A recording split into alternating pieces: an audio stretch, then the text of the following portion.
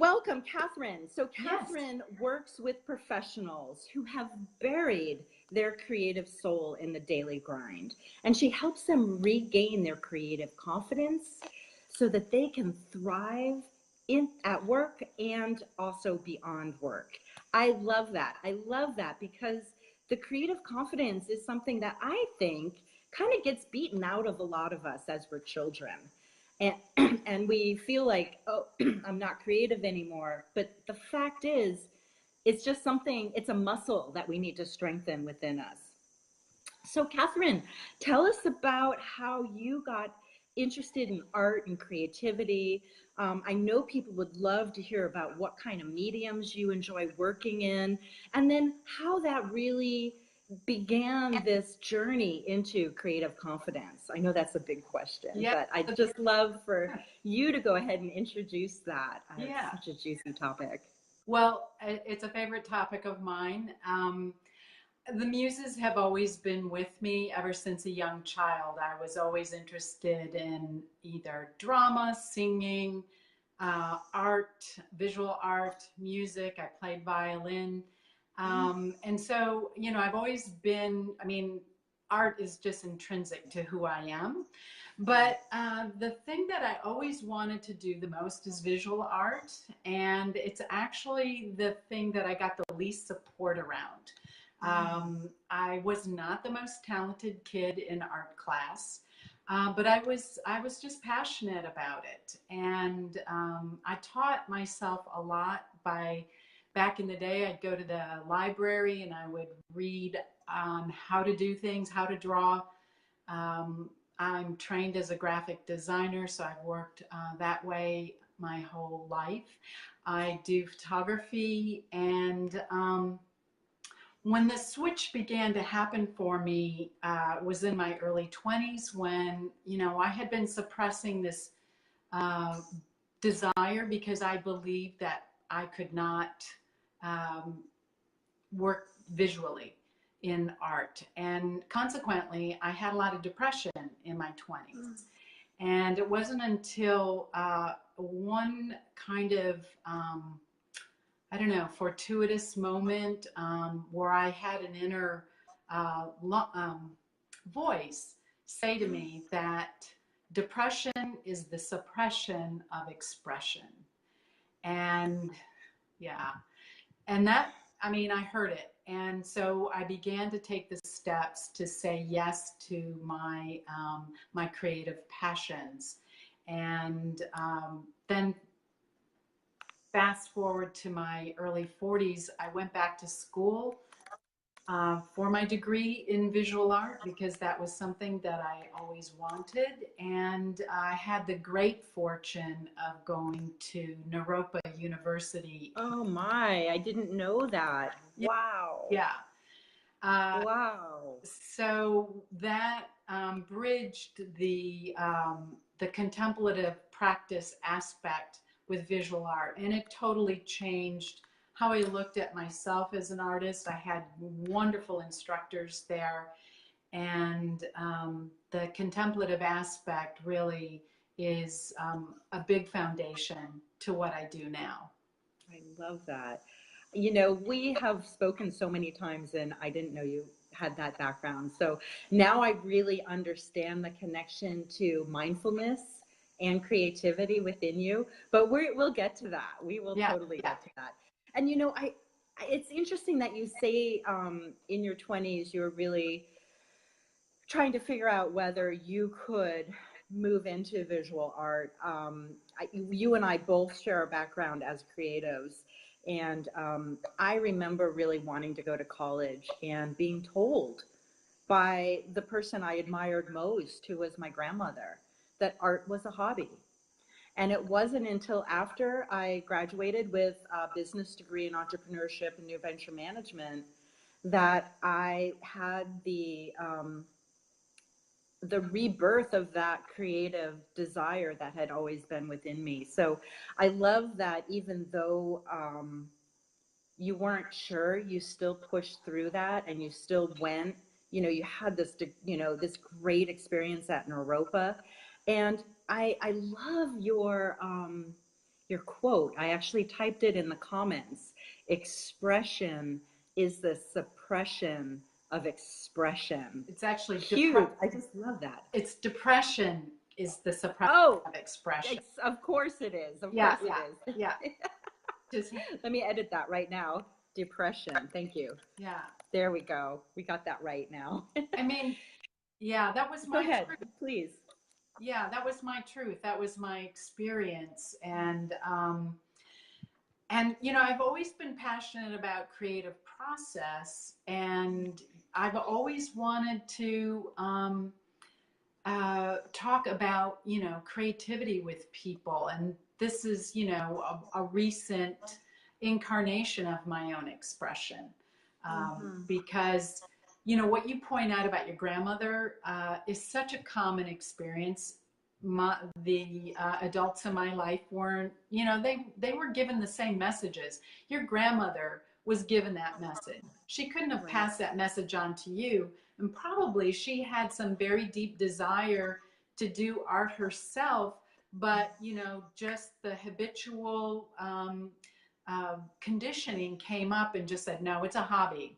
Because it's not like written in the ethers. It's not truth that it's a hobby. It's a learned thing that it is just a hobby.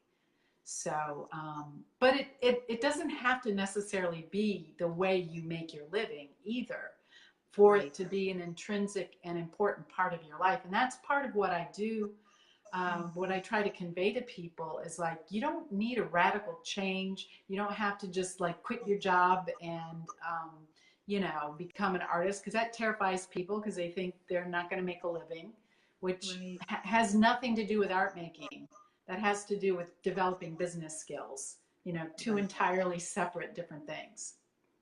Right. And, you know, I think there is this permission that we can give ourselves to strengthen that creative muscle again when we're feeling pulled in that direction.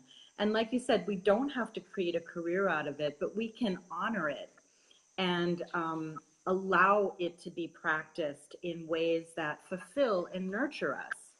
Absolutely.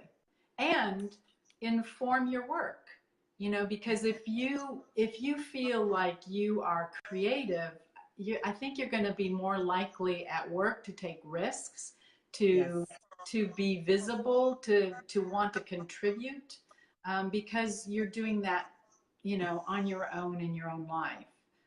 So Right.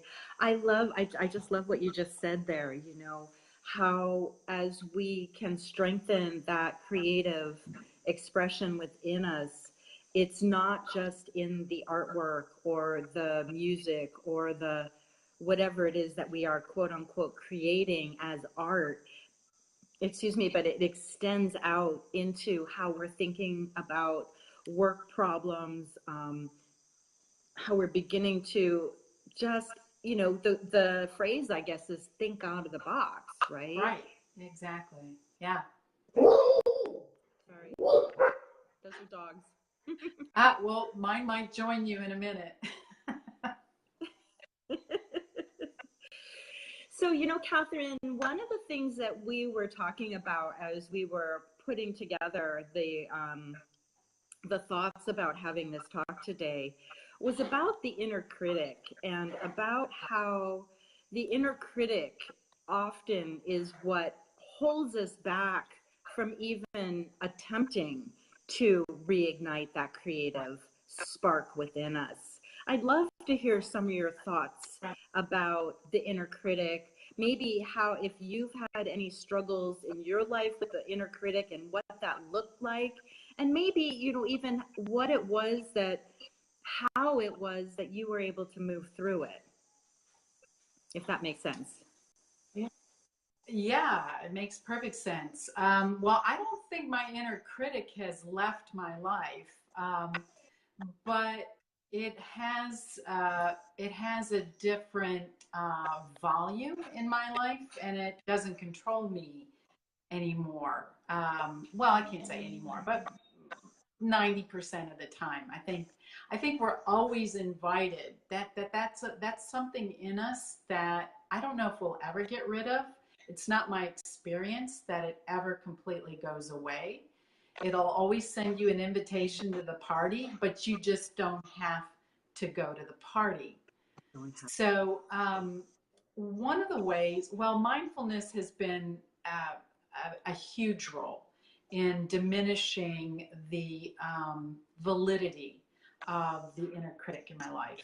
And part of that is, you know, when we begin to go inward and we begin to listen, we actually hear what it's saying to us.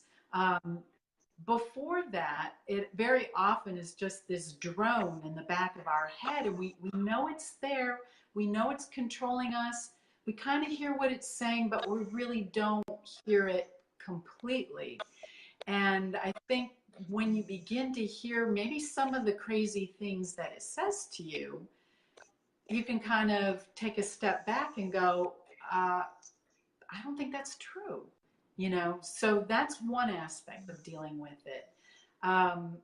Getting curious about what it's saying is huge, because when you're curious and you're observing, and this is a big tenet of mindfulness, you're no longer identifying with what it's saying. You're no longer identifying with that voice. And at first, it may appear that things are worse because you're actually tuning in. But the more you do it, you begin to get the upper hand in it. So that's one way. Yeah. I do a simple technique in my workshops that's sort of fun. It's a little more lighthearted in dealing with the inner critic. And I can share that with you if you are interested in that. Wow. It's a really super. Absolutely. I know my viewers love it.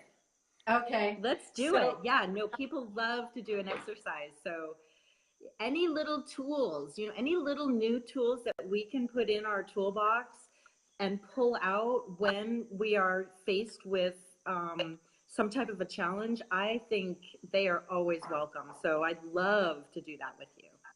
Okay. So one of the things that I do at the beginning of my workshops, it's some form of this, where we draw a little cartoon of the inner critic, and it's super easy to do.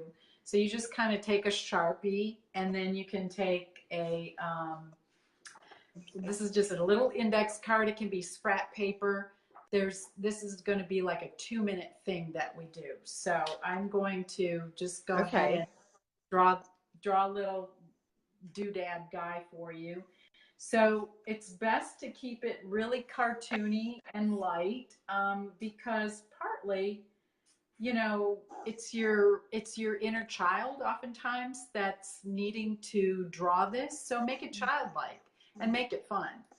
So I actually got a book of it's a kid's instructional book out of the library, and I think it's like drawing the Ed Emberley way.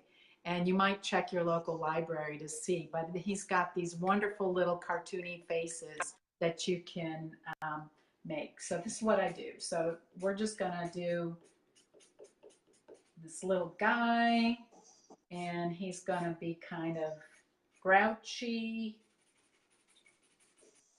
and I mean, so this is the first part of it. So we just do a little silly face like this, like nothing. Again, you don't let your inner critic determine how good you did this. You just do it, right? It's silly and simple. And then what I do is I write underneath it, because oftentimes that inner critic is a specific person in your life, was a specific person in your life. So I say, my critic appearing as, and I write the name of the person. So I'm not gonna say the man's name. I'm just gonna say he was a professor in my early college career, not at Naropa. So I say, my critic appearing as, and then I just write, I invite you to leave the room. And so I do that. And so it's probably going to be backwards on the Facebook thing. and I put it in the envelope, and I actually take it to another room while I'm working. And I'll just say, you're invited Oh to, my gosh. yeah, so you're invited to leave the room while I'm painting or while I'm singing or while I'm, whatever I'm doing, and just say, you're invited to leave. And people have a good time with this. So it's one of the favorite exercises at the beginning of my workshops. And That's so great. well, the one thing I also wanted to say is that, the critic gets a bad rap, but the critic put in the proper perspective actually is our discerning voice. It can be a very helpful voice. Like now when I'm painting or something, I hear instruction. I hear, oh, you need to put more color here, or you need to, oh, let's do this. And it has softened to this voice of instruction. And that's where you want to take the critic. Well, I'd like to add something to that. I feel like that there's two voices, and one voice is the inner critic, and that tends to be the negative.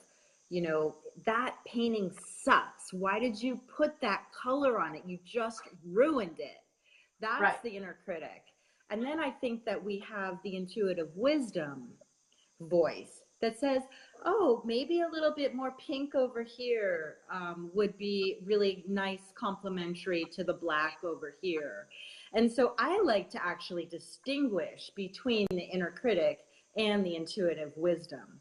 And what I'm hearing you say, and I'd love to hear your response to this, is that it's when we can shift the inner critic from critic into that voice that is nurturing and is that intuitive sense that is telling us, how we can evolve the creative process.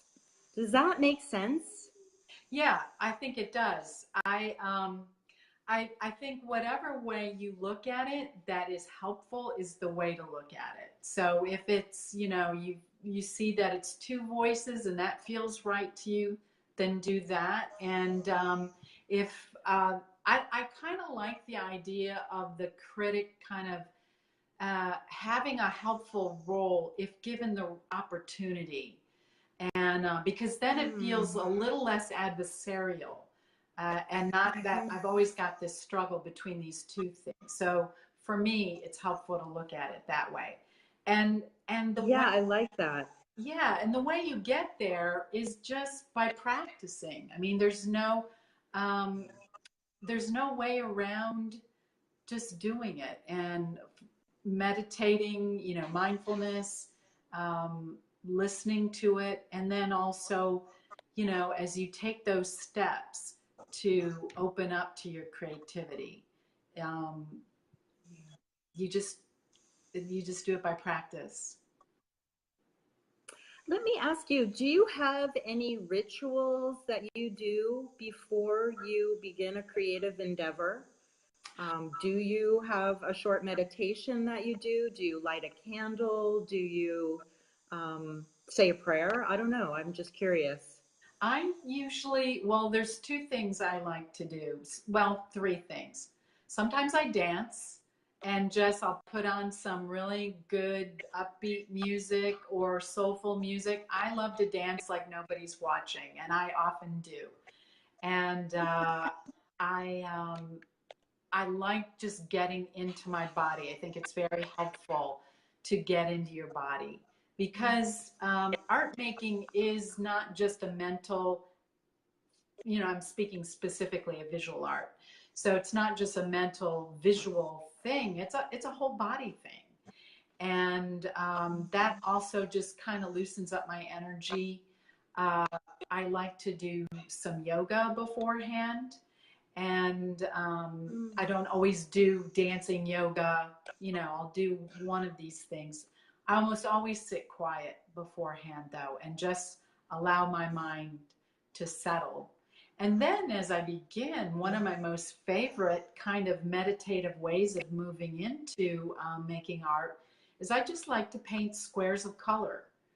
And, there's nothing magical about that, but it's a mindful way of getting into what I'm doing. And then I begin to get curious about maybe mixing some colors and seeing, what goes with what. And I love to paint squares of color. My journal is filled with squares of color. So So that's a meditative practice almost for you. it is. It is. And I Yeah. and I like to think of any type of creative expression. I think it can be taken to a mindful form, because you definitely come into the present when you're in it. You're in the present, and I think the benefits are very similar to either just sitting meditation or doing something with your hands.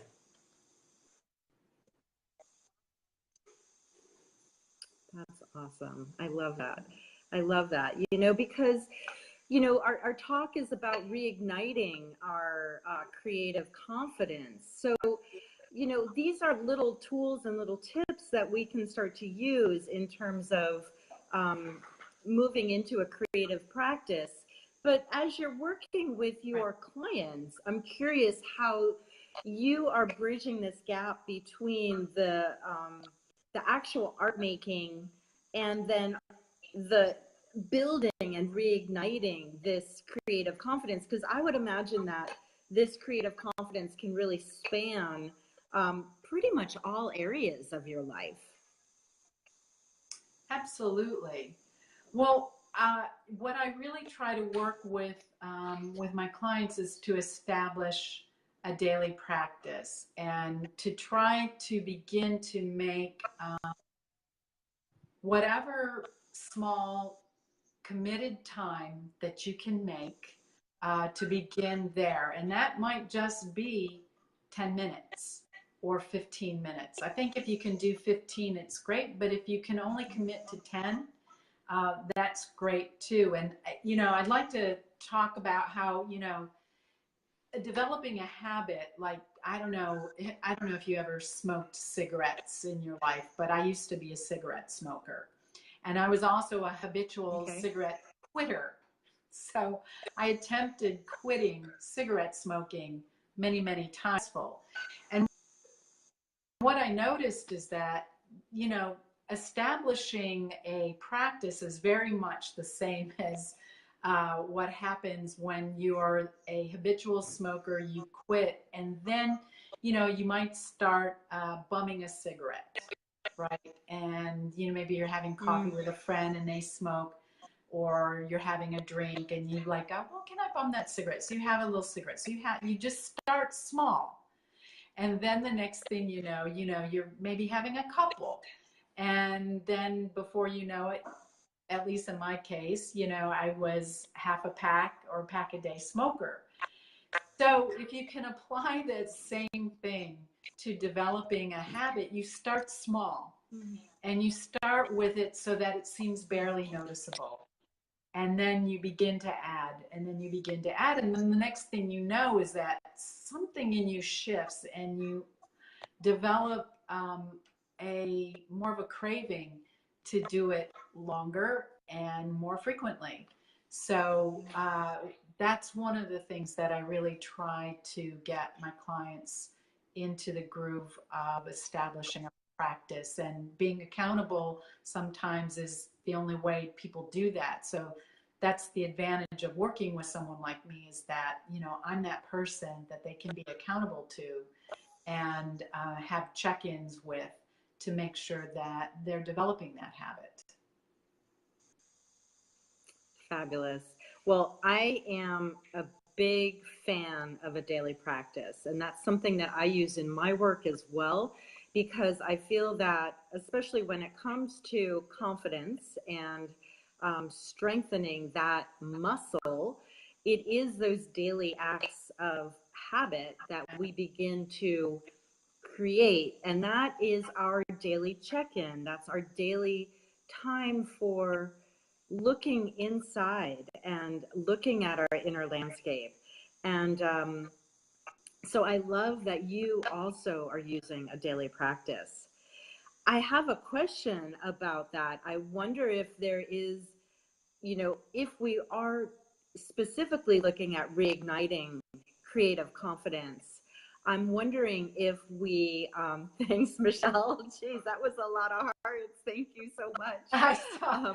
I'm It was wondering like fireworks if, of hearts. it was awesome. But I'm wondering if there's like, what do you suggest? Should we journal? Should we doodle? Should we paint squares? I mean, I guess it's whatever really resonates with us. But what do you find to be really effective? Well, I think, it largely depends on what the client is trying to accomplish. So, there isn't like a rote routine that I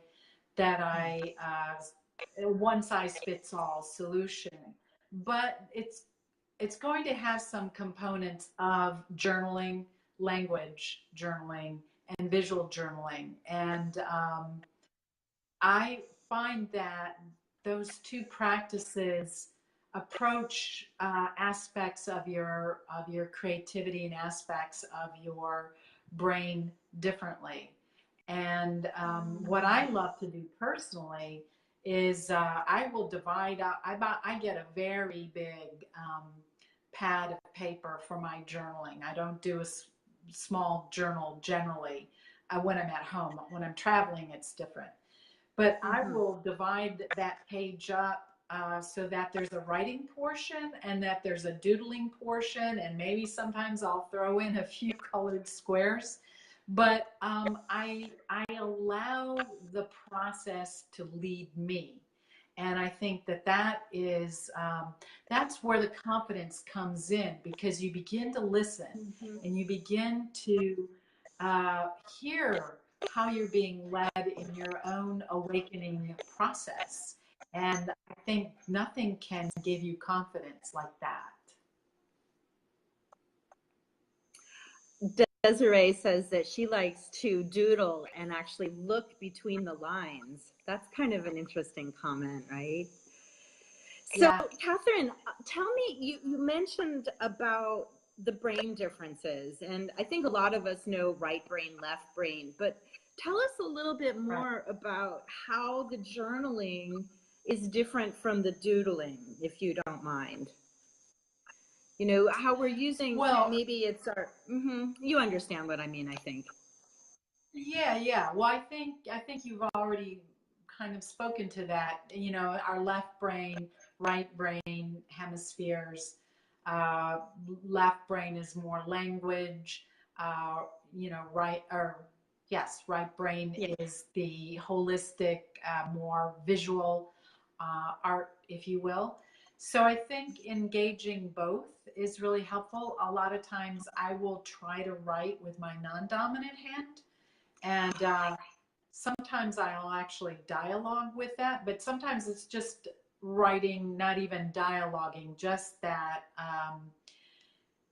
you have to be compassionate with yourself when you do that, because it's just so hard to do, and it's like, it's that giving yourself that space to just be really imperfect at what you're doing. And oftentimes, even the painting, sometimes I will switch hands so that it slows it down, and that I can feel the frustration maybe that comes up, but then I also can allow something else to be there along with the frustration. Just observe that. So yeah. Yeah, I love that. Well, it reminds me, I did a painting recently, and it is a very cartoony kind of painting. One of the techniques I like to use is called body mapping, where we're actually tracing our body and then going in and creating something from that. And while I was working on that piece, you reminded me that I was using my non-dominant hand. And it was very much like learning how to ride a bicycle again, to use that hand that was my left hand. And it is a really powerful technique in slowing us down and just almost reconnecting to the feeling of it instead of the knowing. With my right hand, it's like I'm confident, I know, but then switching to this non-dominant hand, and I had to kind of figure out how to mark the paper even. Yeah. And it was very childlike, and it was actually an exercise that was helping to tap back into the inner child. Yeah. So I love that reminder. Thank you for sharing that. I think that's so fabulous. You're welcome. Yeah. Yeah. And the right brain and the left brain, and how, really just using our language skills and our vision skills, they're both coming from different places, yet they're both really creative, and they can really complement each other and really balance us out to a certain extent. Yeah. So I love that. I often don't put both together, but you're inspiring me to write and draw in the same block of time. I love that. Yeah, I think well, I love letters. That's why I became a graphic designer, because I love the look of letters. I'm not a calligrapher, although I've done some calligraphy. But I just love the look of letters, and so writing is helpful. And I make the writing visual a lot of times too. It's not just writing. I play with columns. I play with natural objects. Uh, Different kinds of tools to work with the writing. But something that I wanted to go back to when you're talking about left brain, right brain. So I'm also a fan of neuroscience. And so now neuroscience has brought in this whole other thing, like with our reptilian brain and then our prefrontal cortex. And it kind of goes back to the critic, what we were talking about before. I think the critic lives back here in our reptilian brain, because really what the critic is trying to do is keep us safe. Don't do something that's going to make you look bad. Stay safe. Do things that are going to help you make a living. Although, in the world that we live in now, things that were solid careers no longer are. And with technology, I think one of the things that's really amazing is that we're loving the human touch again. We're loving the human component in creativity. So I think that there's something to that. But the prefrontal cortex is that where you said, you were talking about the wise mind. I think that lives in your prefrontal cortex, or maybe outside of your prefrontal cortex, but it's not the reptilian brain. Well, that's really interesting. I haven't really thought so much about those two different brain types, but I can feel into what you're saying in terms of the critic living back here, because your reptilian brain is the part of your brain that wants to keep you safe. So, of course, our inner critic is back there wanting to keep us safe. That makes a lot of sense. Awesome. Yeah. Well, let me just see. What? I mean, I feel like creativity is just, it oozes out of everything. And yet so many of us go, I'm not creative. I can't even draw a stick figure. What can we say to people who have lost that creative spark? Because you and I both know that it's in every single one of us. And like we said at the beginning, it's a muscle that just needs to be reawakened and reworked. Gosh, doing sit-ups after you haven't done sit-ups in a really long time, you're like, oh my goodness, that hurts so bad. But it's just because we haven't worked the muscle. So I'd love for you just to, share any other words of wisdom that you might have to our audience who just keep saying, I'm not creative. Because we are. We all are, and I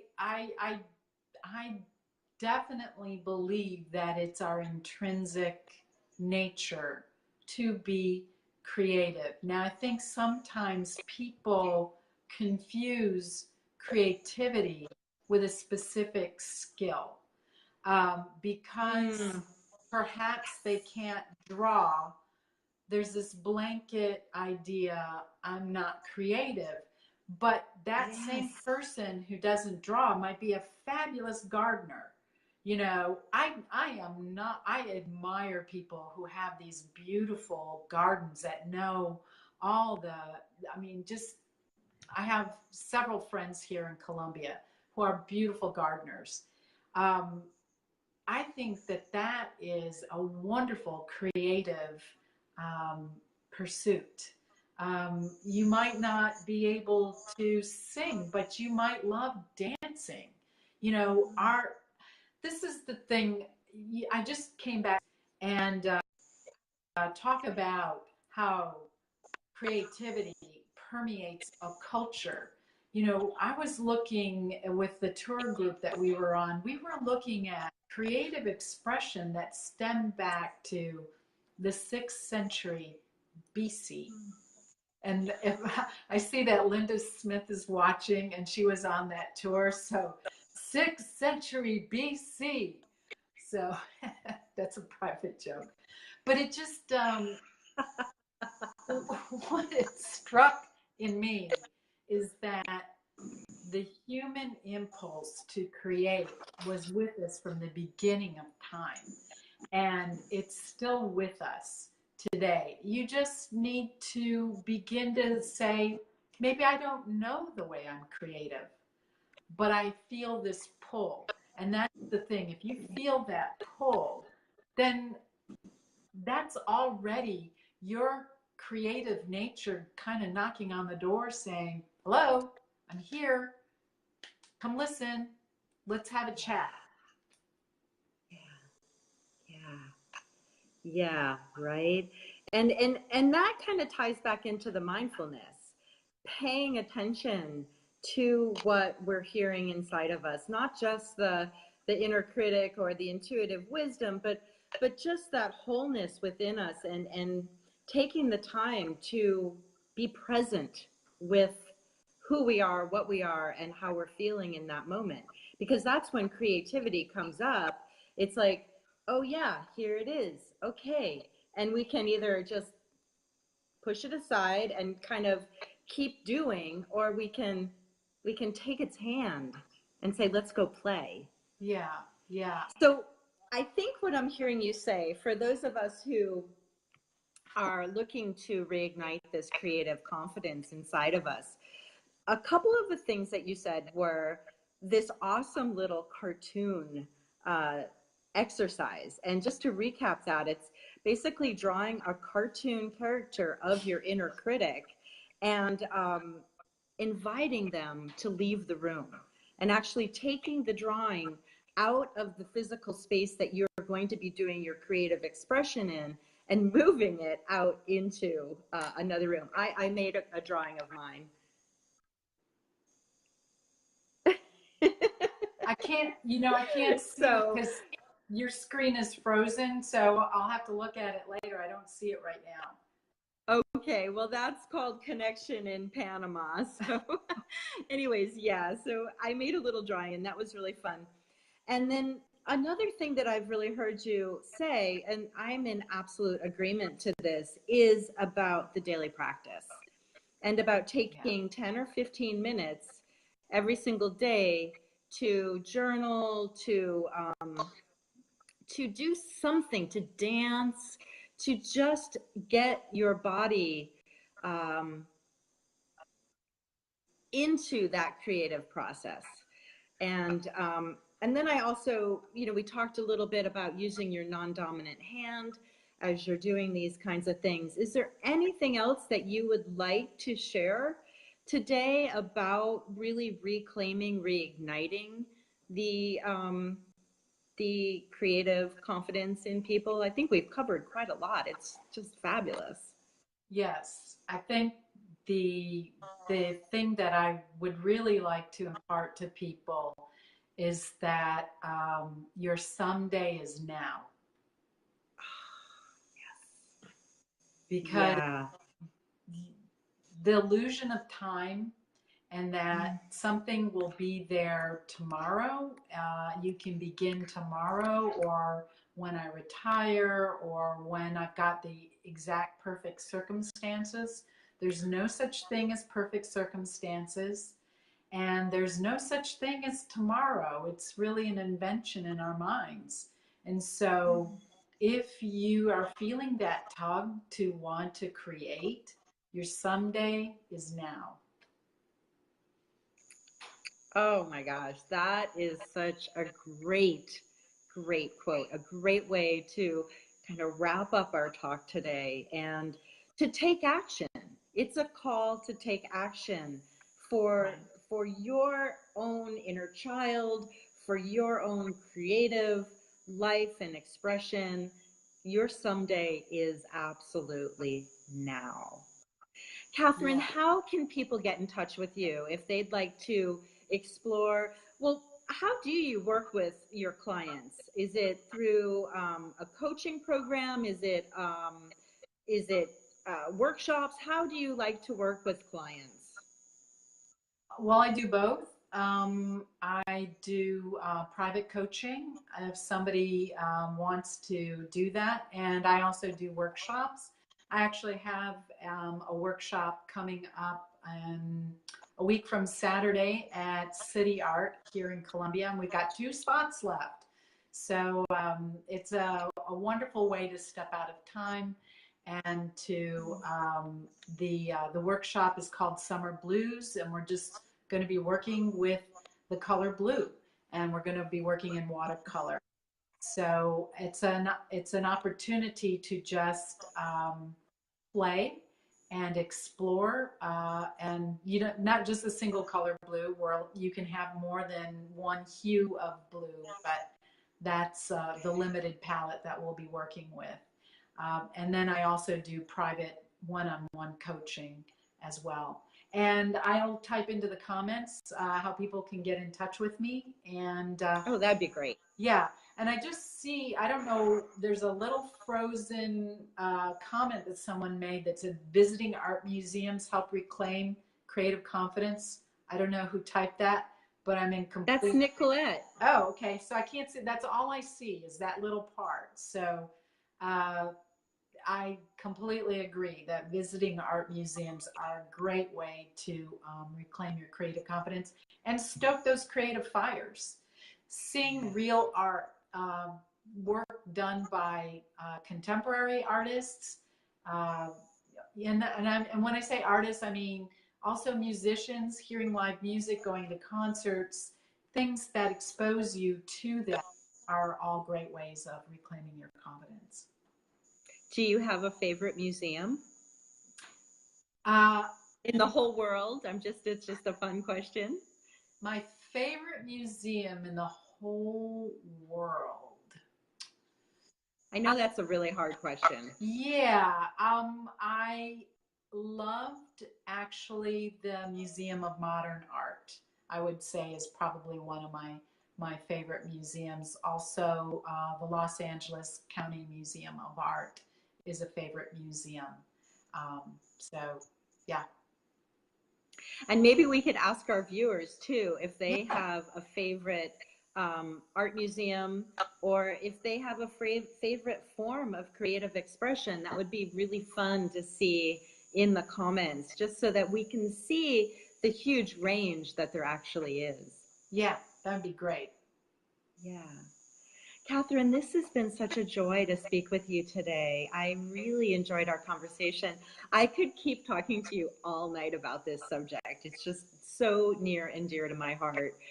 So please do type in the comments how people can get in touch with you, your website, if you want to share your email, whatever that modality is. Okay. And to the viewers who see me frozen, I want to say thank you for Lauren Kelly says, I love writing poetry.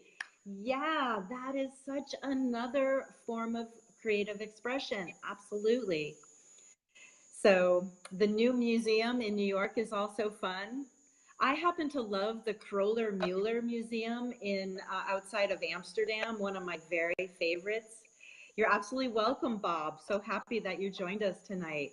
So for those of you who are seeing me frozen, I just want to say thank you so much for bearing with us and listening to the audio. Sometimes, we don't all live in, places. I am living, broadcasting from the jungle. So, Kathryn, thank you for being a guest tonight. It's been absolutely such a pleasure. You're welcome. Thank you for having me. And it is a modern miracle that, some creative person created this whole thing that we could actually be doing this. So it takes many forms. Awesome. Well, I love you so much, and I'm so excited that we're connected and that we can do more of this in the future. Yeah. Thank you again, and good night, everybody. Bye-bye. Have a beautiful evening. Thank you. Thanks for watching.